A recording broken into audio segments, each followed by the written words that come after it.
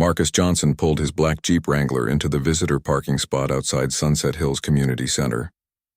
The late afternoon sun cast long shadows across the neatly maintained parking lot of the upscale neighborhood. He checked his watch, 4:30 p.m.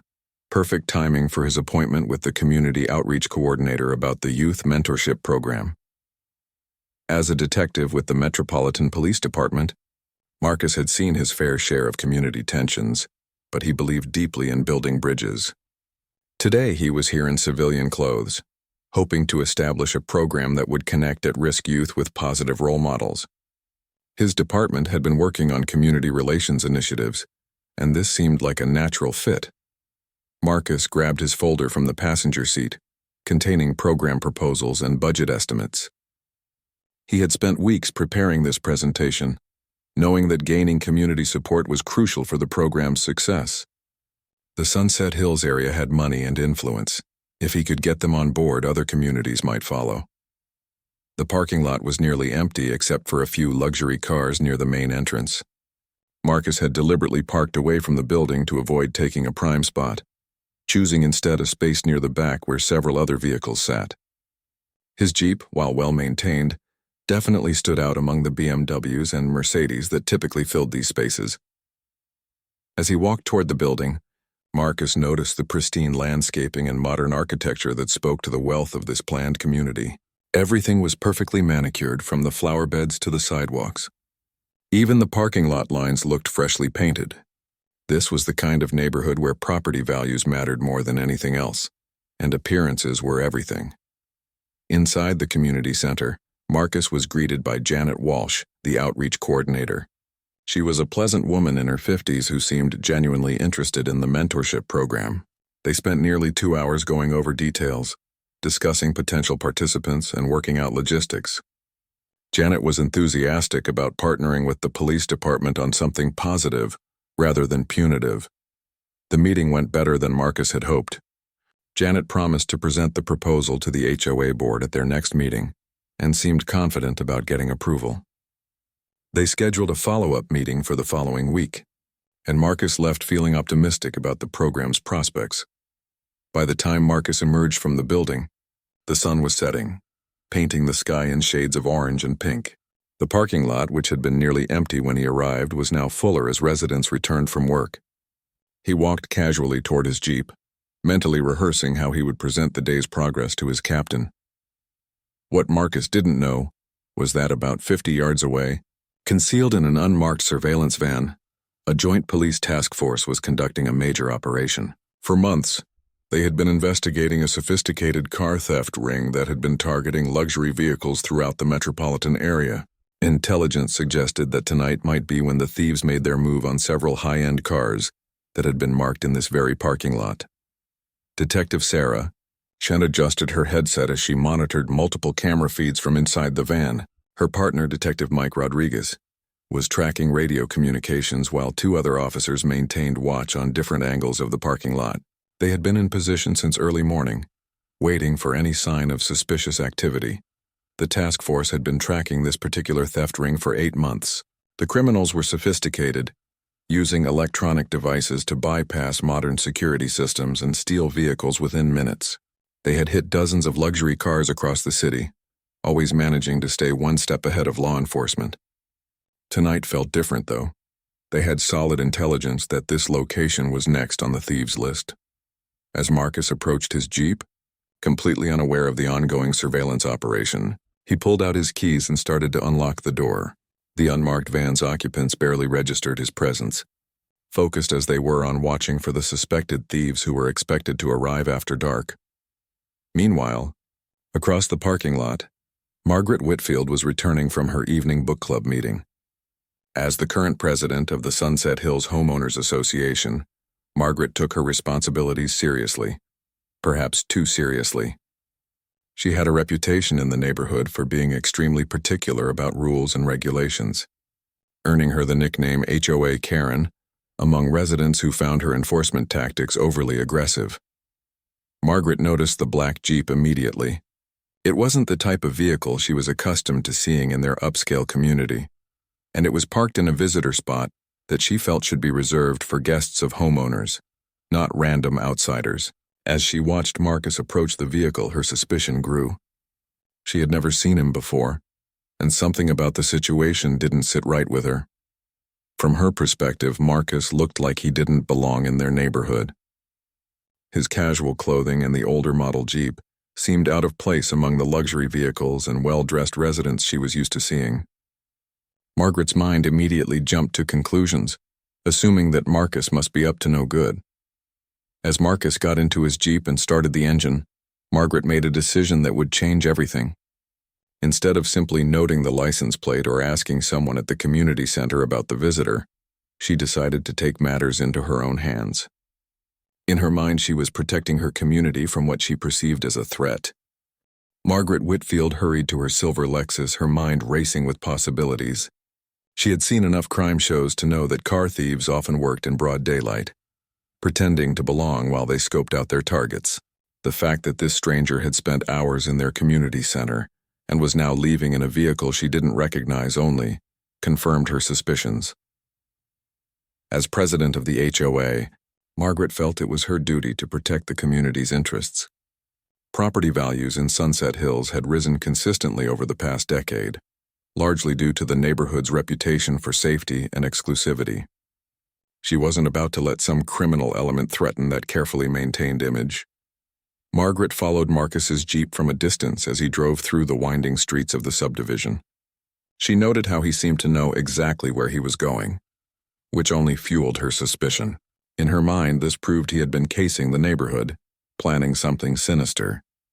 She pulled out her phone and began recording video, determined to gather evidence of what she was certain was criminal activity. The irony was that Marcus was simply taking the most direct route to the main road, following the same path he had used when arriving earlier. As a police officer, he was naturally observant of his surroundings and had paid attention to the neighborhood layout during his drive in. His familiarity with the route was simply the result of good situational awareness, not criminal reconnaissance. When Marcus stopped at the neighborhood's main exit to check his phone for traffic updates, Margaret saw her opportunity. She pulled up behind him and quickly got out of her car, her phone still recording. In her mind, she was about to catch a criminal in the act and become a neighborhood hero. "Excuse me," Margaret called out loudly as she approached the Jeep. "I need to see some identification. You don't belong in this neighborhood, and I have reason to believe you're involved in suspicious activity." Marcus rolled down his window, confused by the confrontation. He had dealt with overzealous civilians before in his police work, but being on the receiving end was a new experience. "I'm sorry, ma'am, but I was just visiting the community center for a meeting. Is there some kind of problem?" Margaret's voice grew more aggressive as she pointed her phone camera directly at him. "Don't lie to me. I saw you lurking around that parking lot, and I know you've been watching our cars. I'm calling the police right now unless you prove you have legitimate business here." The situation escalated quickly as Margaret became more confrontational. She demanded to see Marcus's identification, threatened to have him arrested, and continued recording everything on her phone. Marcus remained calm, explaining that he had been in a meeting about a youth mentorship program, but Margaret refused to listen to his explanations. "I don't care what lies you're telling," Margaret declared. "I know suspicious activity when I see it, and I'm not letting you leave until the police get here." As the confrontation continued, Margaret made an increasingly bold decision. She noticed that Marcus had left his Jeep running while they talked, and she convinced herself that this was further proof of criminal intent. In her mind, only someone planning a quick getaway would leave their vehicle running during a conversation. "You're not going anywhere," Margaret announced, moving toward the Jeep's driver's side. "I'm taking your keys until the police arrive." Marcus was stunned by her aggressive behavior but tried to remain professional. "Ma'am, I need you to step away from my vehicle. You have no authority to detain me or take my property."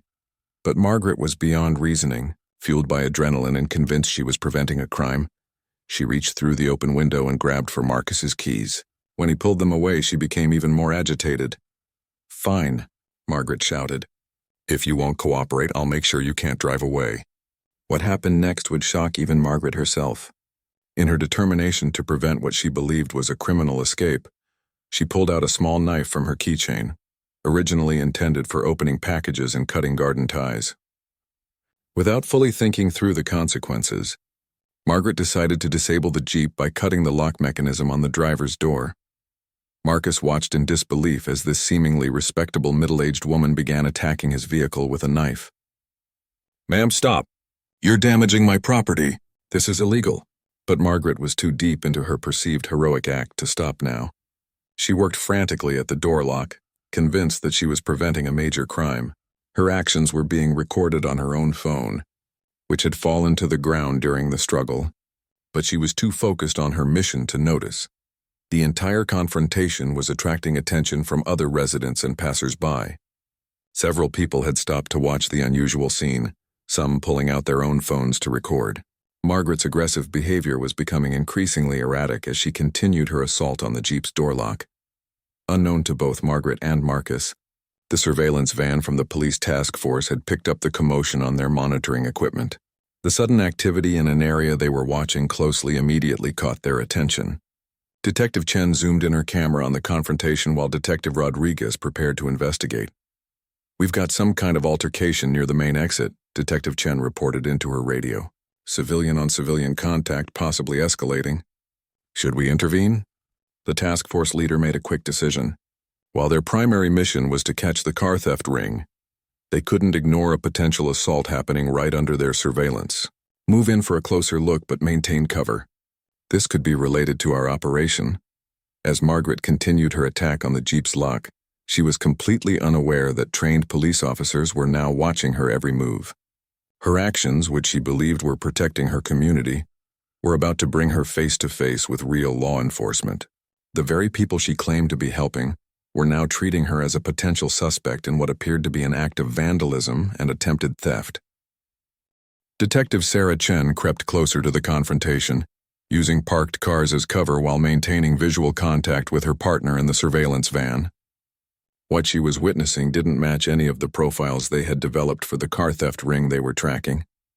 Instead, she was watching what appeared to be a middle-aged woman attacking a vehicle with a knife while a man tried to stop her. Through her earpiece, Detective Rodriguez provided updates from the van. "The woman appears to be the aggressor here. She's the one damaging the vehicle, not the male subject. This doesn't fit our theft ring pattern at all." Margaret continued her frantic assault on the Jeep's door lock, completely consumed by her belief that she was preventing a crime. The small knife was making progress, though not in the way she had intended. Instead of simply disabling the lock, she was causing significant damage to the door panel and surrounding area. "Stop attacking my vehicle," Marcus shouted, his patience finally wearing thin. "You're committing vandalism and assault. I'm calling the police myself."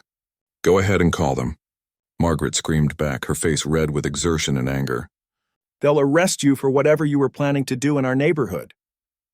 The crowd of onlookers had grown larger, with several residents emerging from their homes to see what was causing the commotion. Among them was Janet Walsh, the community center coordinator who had met with Marcus earlier.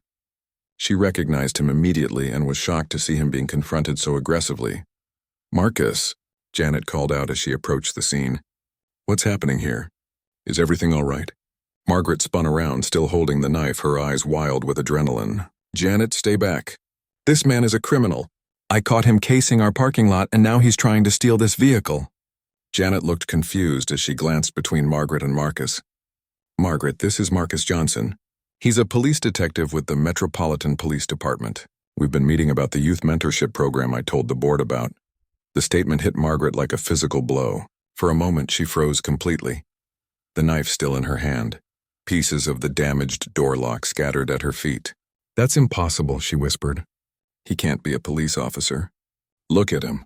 Look at his car." Marcus slowly reached into his jacket pocket, moving deliberately to avoid startling the clearly unstable woman who was still armed. "Ma'am, I'm going to show you my police identification now. Please put the knife down so we can resolve this peacefully." Detective Chen had heard enough. Speaking into her radio, she requested immediate backup and identified herself as law enforcement, moving to intervene in an active situation. She approached with her badge clearly visible, her weapon holstered but ready. "Police! Everyone step back," Detective Chen announced as she entered the scene. "Ma'am, I need you to drop that knife immediately and step away from the vehicle." Margaret's world began to crumble as she found herself facing a uniformed police detective while still holding a weapon she had used to attack someone's property. The realization that she might have made a terrible mistake was starting to penetrate her anger-fueled certainty. "But officer," Margaret stammered, "this man was acting suspiciously in our neighborhood. I was trying to prevent a crime."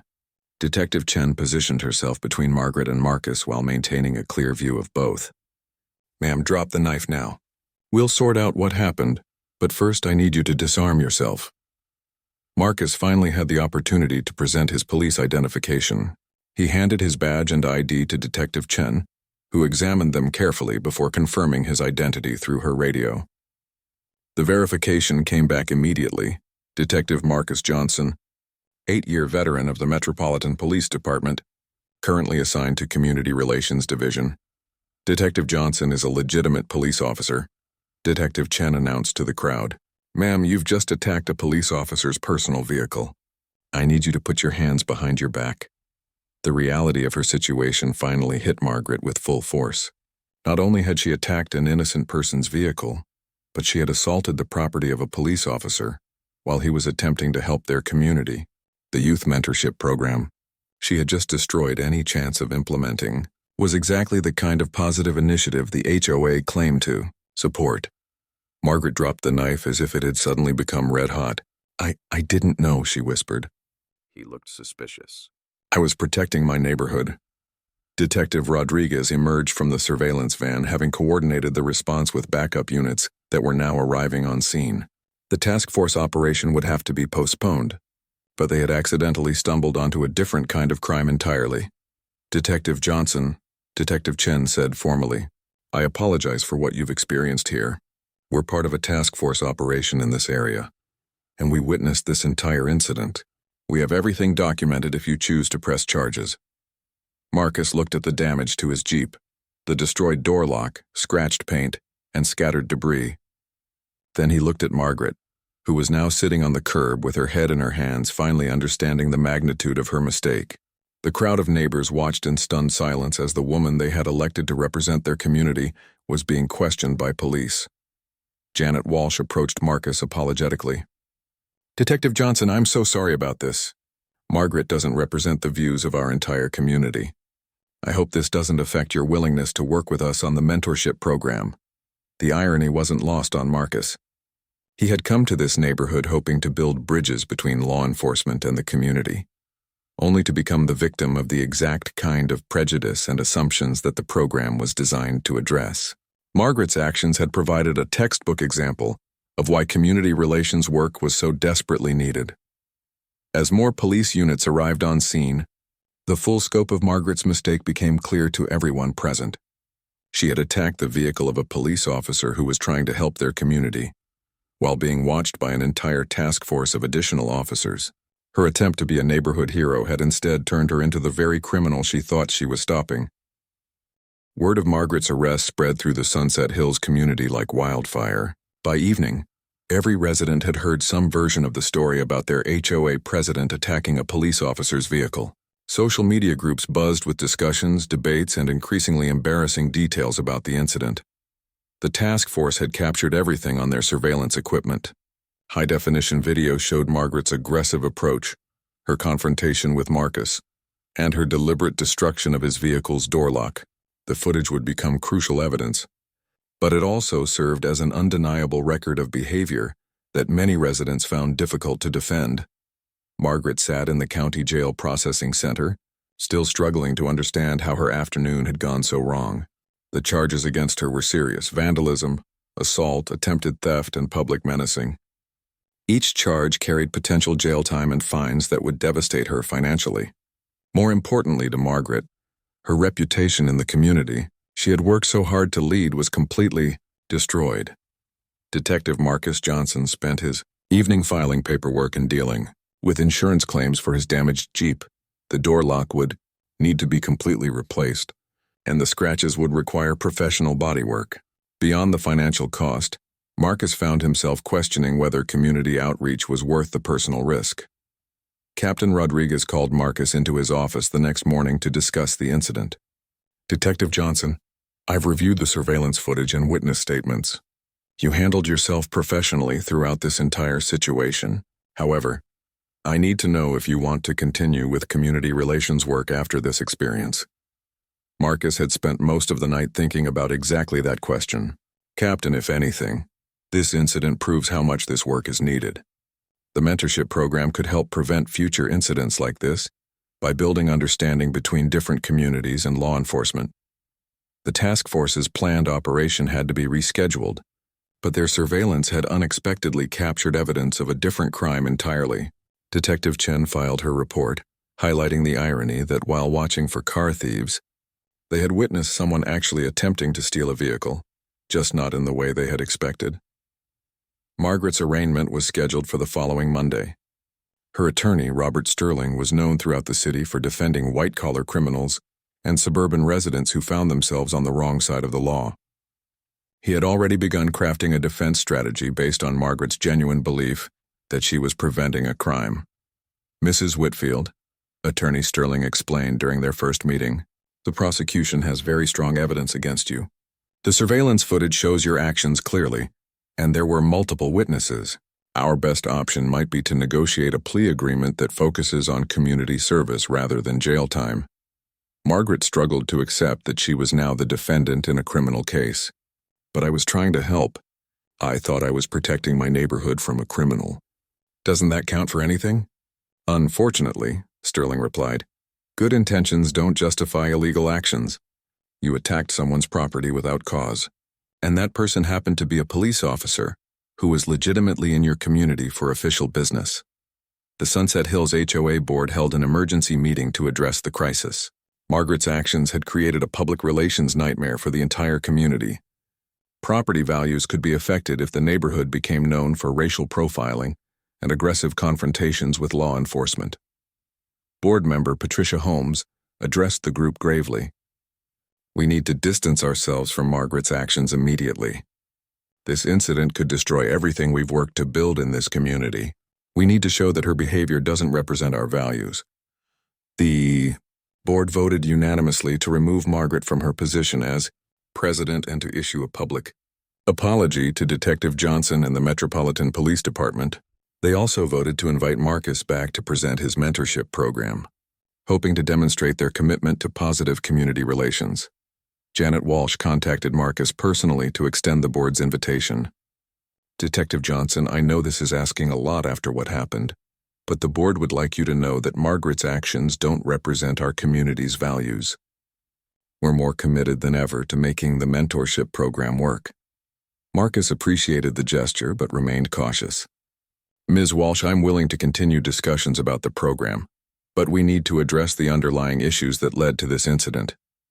The program can't succeed if some community members view police officers with suspicion based on their appearance or the vehicles they drive." The incident had attracted media attention throughout the metropolitan area.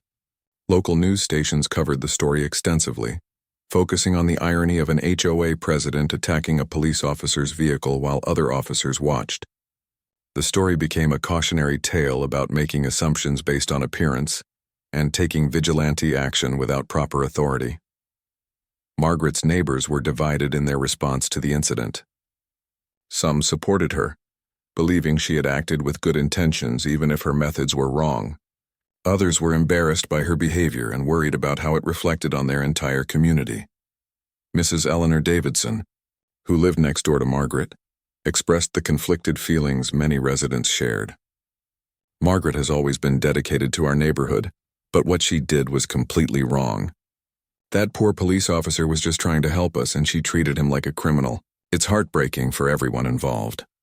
The local NAACP chapter issued a statement calling the incident an example of racial profiling that had escalated to criminal behavior. They demanded sensitivity training for all HOA board members and requested a formal investigation into whether Margaret's actions were motivated by racial bias. Marcus found himself in the uncomfortable position of being at the center of a community controversy.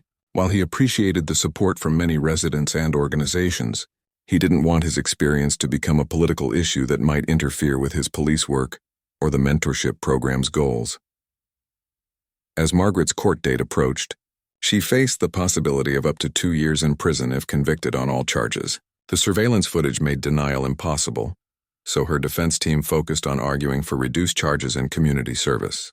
They hoped her previous community involvement and lack of criminal history would earn her leniency from the judge. The incident had changed everyone involved in ways they were still discovering. Marcus continued his community outreach work, but with a heightened awareness of the challenges he might face. Margaret prepared for a legal battle that would determine her future. While the Sunset Hills community grappled with uncomfortable questions about prejudice, privilege, and the consequences of acting on unfounded assumptions, the courtroom was packed on the morning of Margaret Whitfield's hearing. Local media representatives filled the press section, while Sunset Hills residents occupied most of the public seating. The case had become a symbol of larger issues about racial profiling, community vigilantism, and the consequences of making assumptions based on appearance.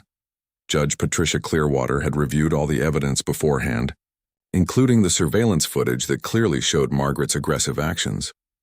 The case was straightforward from a legal perspective, but the judge understood the broader social implications that had drawn so much public attention. Margaret entered the courtroom wearing a conservative navy suit, her usual confidence replaced by visible nervousness. The past month since her arrest had been the most difficult period of her life. She had lost her position as HOA president, faced mounting legal bills, and endured constant scrutiny from neighbors and media. Detective Marcus Johnson was present to provide testimony if needed, though the surveillance evidence made his account largely redundant. He had mixed feelings about seeing Margaret again. While he remained angry about the attack on his vehicle and the assumptions she had made about him, he also felt somewhat sorry for how completely her life had unraveled.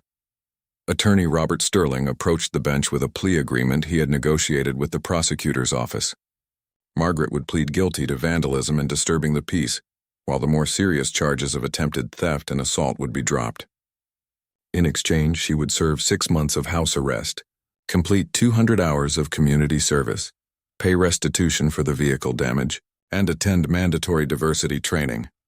Your Honor, Sterling addressed the court, my client recognizes that her actions were wrong and is prepared to accept responsibility. Mrs. Whitfield acted out of a misguided desire to protect her community, but she understands that her methods were inappropriate and illegal.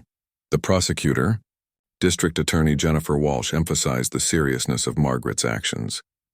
Your Honor, the defendant attacked a police officer's vehicle while he was conducting legitimate community outreach business. Her actions were based on unfounded assumptions and represent exactly the kind of vigilante behavior that our justice system exists to prevent. Judge Clearwater addressed Margaret directly before accepting the plea agreement. Mrs. Whitfield, your actions that day were not just illegal, they were harmful to the very community relationships that Detective Johnson was trying to build. You claim you were protecting your neighborhood, but instead you damaged its reputation and potentially destroyed important police community programs. Margaret stood to address the court, her voice barely above a whisper. Your Honor, I accept full responsibility for my actions. I was wrong to assume Detective Johnson was a criminal based on his appearance and vehicle. I was wrong to take matters into my own hands instead of calling proper authorities. I was wrong to damage his property and treat him with disrespect. I can only hope that my community service and the changes I make in my life can somehow make amends for the harm I've caused. The judge accepted the plea agreement and sentenced Margaret according to its terms. The house arrest would be monitored electronically, and her community service would be performed at a local community center that served primarily minority populations. The diversity training would be conducted by the same organization that provided cultural sensitivity training for police officers. Outside the courthouse, Margaret faced a crowd of reporters and protesters. Some community members had come to support her, believing she had been treated too harshly for actions motivated by good intentions. Others held signs demanding accountability for racial profiling and calling for justice for Detective Johnson. Margaret's brief statement to the media was carefully prepared by her attorney. I want to apologize publicly to Detective Johnson, to the Metropolitan Police Department, and to my community for my actions. I am committed to learning from this experience and working to rebuild the trust I have damaged. Detective Johnson declined to speak with reporters, but the police department issued a statement expressing satisfaction with the legal outcome and emphasizing their continued commitment to community outreach programs. Despite this incident, the Sunset Hills HOA moved quickly to repair relationships with law enforcement. They formally invited Detective Johnson to present his mentorship program at their next board meeting and established a new policy requiring board approval before any resident could confront suspected criminals or trespassers. Janet Walsh, who had been elected as the new HOA president, worked diligently to restore the community's reputation. "We want Detective Johnson and the entire police department to know that Margaret's actions don't represent our community's values. We're committed to building positive relationships with law enforcement and supporting programs that benefit all our neighbors." The task force that had witnessed Margaret's attack eventually completed their original mission, successfully apprehending the car theft ring they had been tracking. The irony that they had captured footage of an actual vehicle attack while waiting for car thieves wasn't lost on the investigators involved. Margaret began her house arrest the following week, wearing an electronic ankle monitor that tracked her movements. The reality of her situation was sobering. She could only leave her home for work, court-ordered community service, and essential errands like grocery shopping and medical appointments. Her community service assignment at the Martin Luther King Jr. Community Center proved to be more challenging than Margaret had expected. Working alongside people from diverse backgrounds forced her to confront her own unconscious biases and assumptions. The center's director, Reverend David Thompson, made it clear that Margaret's service would involve real work, not symbolic gestures. "Mrs. Whitfield," Reverend Thompson explained during her orientation, "you're here because your actions showed a fundamental lack of understanding about people who don't look like you or drive the same cars you're used to seeing. Your job here is to listen, learn, and work alongside community members who might challenge your preconceptions." Margaret's first assignment was helping with an after-school tutoring program for elementary students. Many of the children came from single-parent homes and low-income families, situations that Margaret had never directly encountered despite living only a few miles away. The experience was humbling and educational in ways she hadn't anticipated. Meanwhile, Detective Johnson continued his community outreach work with renewed determination. The incident with Margaret had actually strengthened his resolve to build better police-community relationships. He understood that changing deeply ingrained attitudes would require patience, persistence, and programs that brought people together across racial and economic divides. The mentorship program eventually launched in 3 different communities, including Sunset Hills. Young people from various backgrounds were paired with adult mentors from law enforcement, creating relationships that benefited both the youth and the officers involved. The program's success became a positive legacy, emerging from what had started as a deeply troubling incident. Margaret's journey through the legal system and community service was covered periodically by local media, serving as an ongoing reminder about the consequences of racial profiling and vigilante behavior. Her experience became a case study used in diversity training programs and community relations workshops throughout the region. 6 months later, Margaret Whitfield's house arrest finally ended, but her journey of self-reflection and community service was far from over. The electronic ankle monitor was removed on a Tuesday morning, marking the end of one phase of her legal obligations, but the beginning of a deeper personal transformation that would continue for years to come. Margaret had completed over half of her required community service hours at the Martin Luther King Jr. Community Center. What had started as court-ordered punishment had evolved into something she genuinely valued. Working with children and families from different backgrounds had opened her eyes to perspectives she had never considered during her years of HOA leadership. 10-year-old Jasmine Williams had become particularly special to Margaret during the tutoring program. The bright, curious girl reminded Margaret of herself at that age, full of questions and eager to learn. Jasmine's mother worked 2 jobs to support her family, something that gave Margaret new appreciation for the challenges facing many families in her city. "Miss Margaret," Jasmine asked one afternoon while they worked on math homework, "why did you get in trouble with the police?" "My mom said you were mean to a police officer." The question forced Margaret to confront her actions in terms a child could understand. "I made a big mistake, Jasmine. I thought someone was doing something wrong when they weren't. I didn't take time to find out the truth before I acted, and I hurt someone who was actually trying to help people." Reverend Thompson had watched Margaret's evolution with careful attention. Her initial defensiveness and self-pity had gradually given way to genuine remorse and a desire to understand the perspectives of people she had previously dismissed or ignored. The transformation wasn't complete, but it was real and meaningful. "Margaret," Reverend Thompson said during one of their monthly check-ins, "you came here angry and resentful about your punishment. But I see someone now who's beginning to understand why your actions were so harmful. That understanding is the foundation for real change." Detective Marcus Johnson had also undergone his own transformation during the months since the incident. The mentorship program had exceeded all expectations, with young people from 3 different communities building positive relationships with police officers. The success had earned him a commendation from the police department and recognition from community organizations. The program had even attracted federal attention, with Department of Justice officials visiting to study the model for potential replication in other cities. Marcus found himself presenting at law enforcement conferences about building trust between police and communities. Using his own experience as both an example of the challenges and the possibilities for positive change, Marcus occasionally thought about Margaret and wondered how she was handling her legal consequences. He had chosen not to follow media coverage of her case, preferring to focus on positive initiatives rather than dwelling on the negative incident. However, he did receive updates from Janet Walsh about the changes in Sunset Hills since Margaret's removal from the HOA board. The new HOA leadership had implemented several policy changes designed to prevent future incidents. They established clear protocols for addressing suspicious activity that required calling proper authorities rather than confronting individuals directly.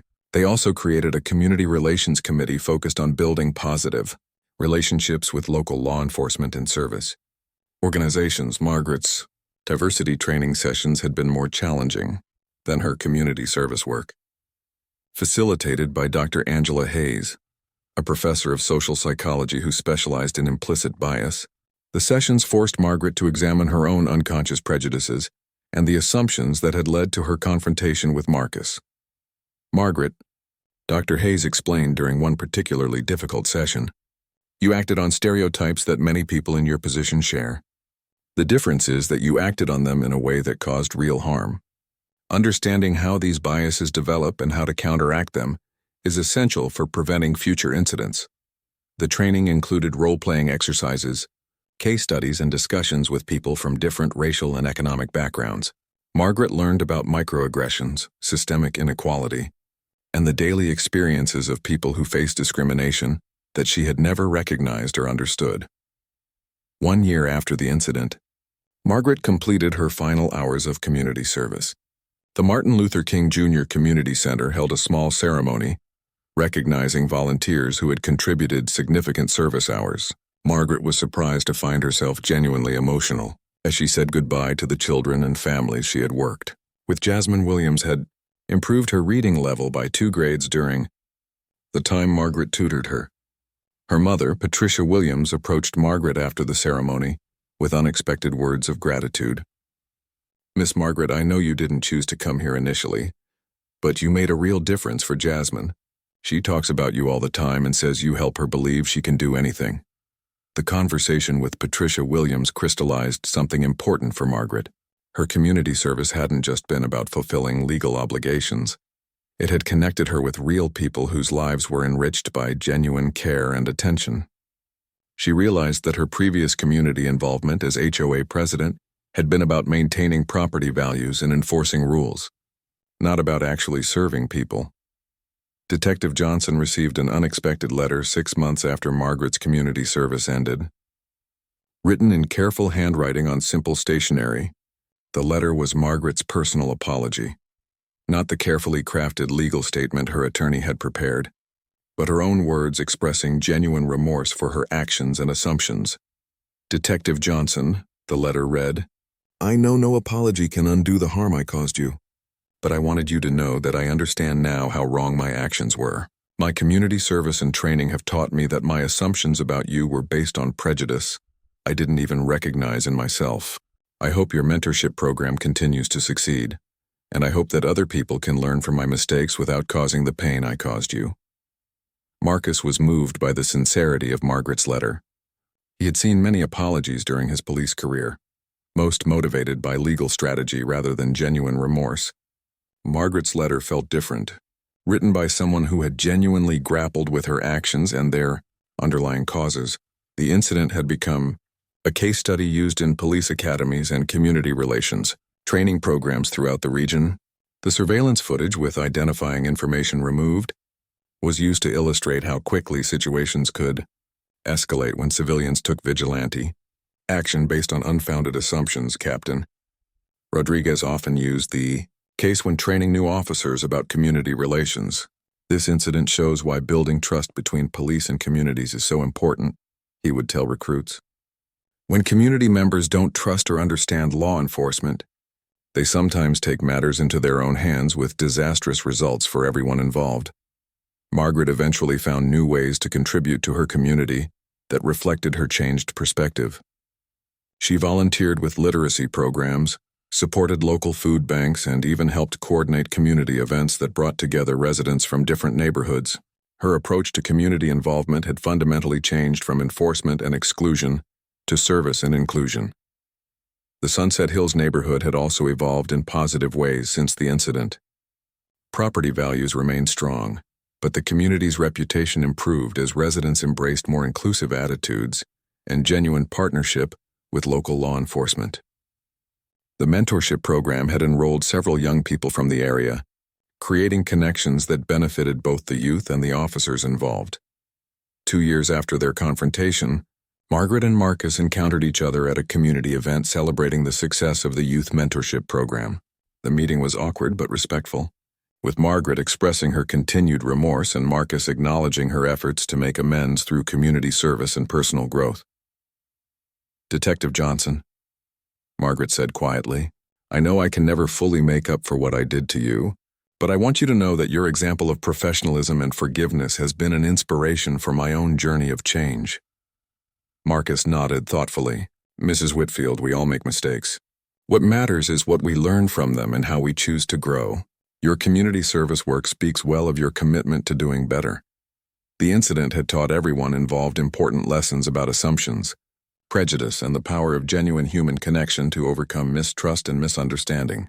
Margaret's transformation from an aggressive HOA enforcer to a thoughtful community volunteer demonstrated that people could change when confronted with the consequences of their actions and given opportunities to understand different perspectives. The youth mentorship program continued to thrive, expanding to include participants from 8 different communities. Detective Johnson was promoted to sergeant and given increased responsibilities for community outreach initiatives. The program's success had proven that positive police-community relationships were possible when built on mutual respect, understanding, and genuine commitment to serving all community members. Margaret's story became a reminder that good intentions weren't enough to justify harmful actions, but that genuine remorse and commitment to change could lead to personal growth and meaningful community contribution. Her journey from prejudice to understanding offered hope that even deeply ingrained biases could be overcome through education, exposure to different perspectives, and the humility to acknowledge when one's actions have caused harm to others.